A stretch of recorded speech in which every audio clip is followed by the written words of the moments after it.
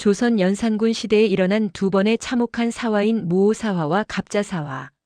첫 번째 피바람 무오사화. 1504년에 일어난 무오사화는 조선 최초의 사화로 기록됩니다.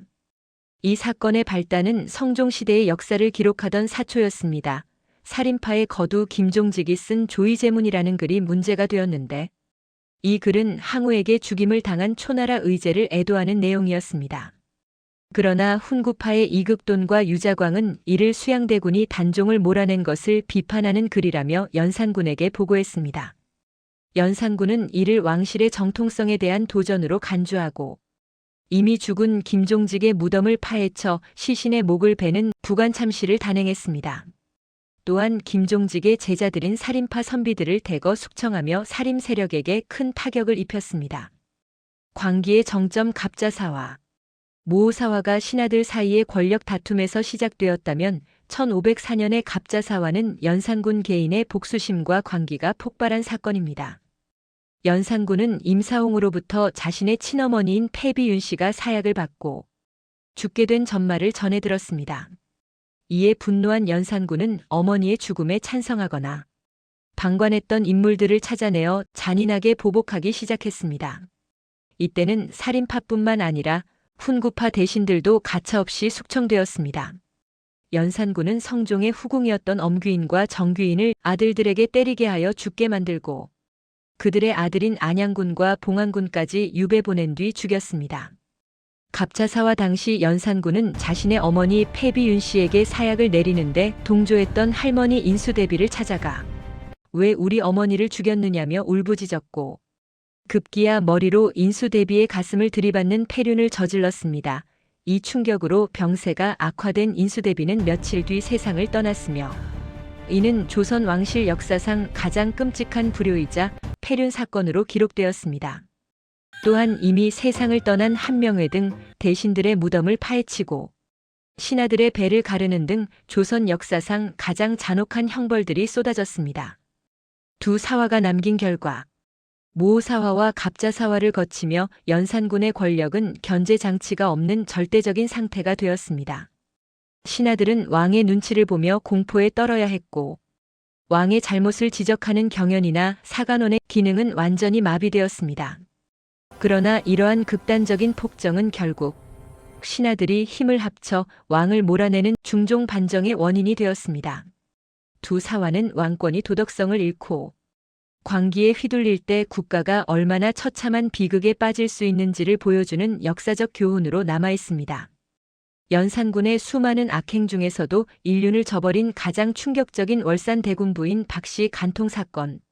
사건의 주인공 승평 부부인 박씨. 사건의 당사자인 승평 부부인 박씨는 연산군의 큰아버지인 월산대군의 부인이자 당시 왕실의 어른이었습니다. 그녀는 성품이 온화하고 덕이 높아 주변의 존경을 한몸에 받던 여인이었습니다. 연산군에게는 큰어머니가 되는 인물이었기에 유교 국가인 조선에서 그녀를 범한다는 것은 상상조차 할 수 없는 폐륜이었습니다. 궁궐로 불려간 큰어머니와 추문. 연산군은 평소 큰어머니인 박씨의 미모와 지적인 모습에 사모하는 마음을 품어왔다는 야사가 전해집니다. 연산군은 박씨를 궁궐 안으로 자주 불러들여 머물게 했고 결국 그녀를 강제로 간통했습니다. 연산군은 박씨에게 승평 부부인이라는 봉호를 내리고 궁 안에 따로 거처를 마련해주며 남의 눈을 피해 만남을 가졌습니다. 이 소문은 금세 대궐 밖까지 퍼졌고 신하들 사이에서는 왕이 인륜을 저버렸다는 비난을 쏟아졌습니다. 임신설과 비극적인 자결. 더욱 충격적인 이야기는 박씨가 연산군의 아이를 임신했다는 설입니다. 당시 박씨는 남편인 월산대군이 이미 세상을 떠난 상태였기에 그녀의 임신은 곧 연산군과의 부적절한 관계를 증명하는 것이었습니다. 박씨는 왕실의 어른으로서 씻을 수 없는 수치심을 느꼈고 결국 스스로 목숨을 끊었다는 이야기가 야사와 실록에 기록되어 있습니다. 그녀의 동생인 박원종은 누이의 비참한 죽음을 지켜보며 연산군에 대한 깊은 원한을 품게 되었고 이것이 훗날 중종 반정을 일으키는 결정적인 개인적 동기가 되었습니다. 역사적 평가와 반정의 불씨.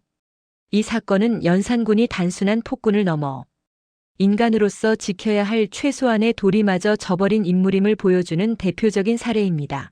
자신의 혈육이자 스승이었던 왕실 어른을 욕보인 행위는 당시 성리학적 질서를 중요시하던 조선 사회에 엄청난 충격을 주었습니다.